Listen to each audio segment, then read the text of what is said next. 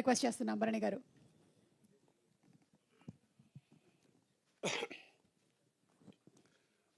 ETV అన్నా, ఈనాడన్నా మనకు రామోజీరావు గారు గుర్తొస్తారు.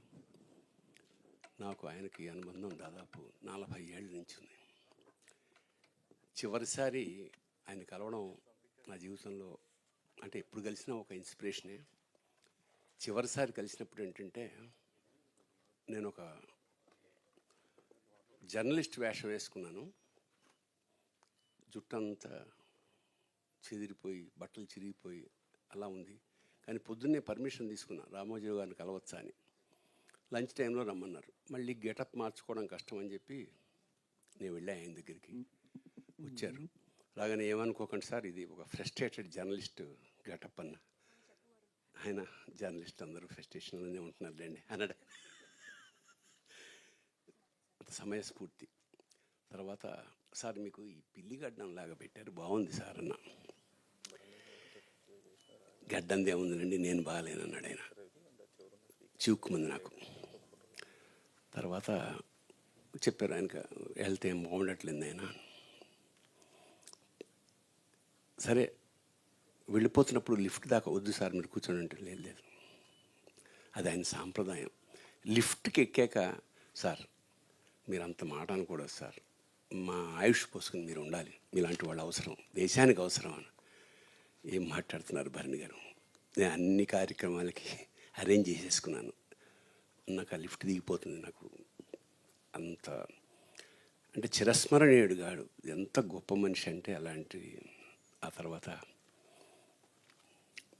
ఆయన ఆశయం ఎంత గొప్పదంటే,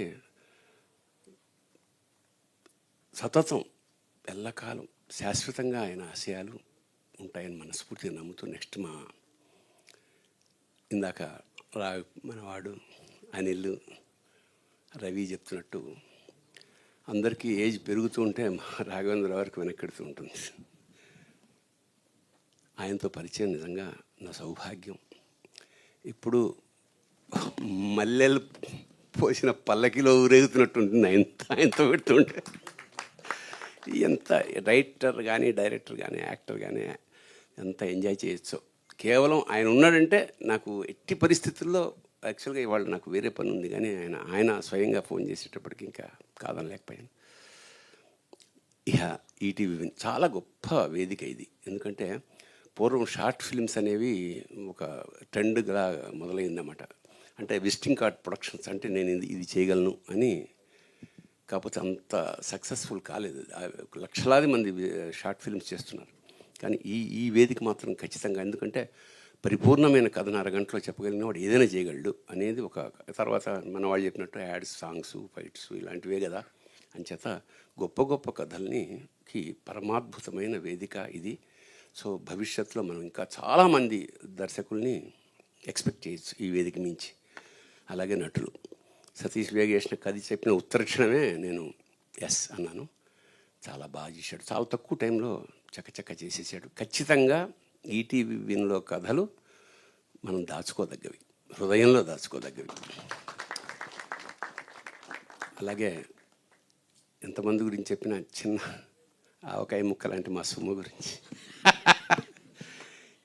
ఏ సభని ఎలా అని ఇందాక కూర్చుని ఇవి బట్టి పడుతుందా, చూసి చదువుతుందా, లేదా అసలు జన్మే అలాంటిదా. Wonderful, such a talented. నిజంగా పద్మశ్రీ ఆవిడకి అక్కర్లేదు. ఆల్రెడీ పద్మశ్రీ గురించి ఎక్కువ డిస్కషన్ వద్దు, ఎందుకంటే గబుకు ఎక్కువ డిస్కస్ చేస్తే ఎవరు కూడా. అంచేత అంతకన్నా హృదయాల్లో నిలిచిపోయిన మా సుమని నిజంగా ఆశీస్సులు అందిస్తూ శుభం భూయాత్. All the best. God bless you. Thank you sir.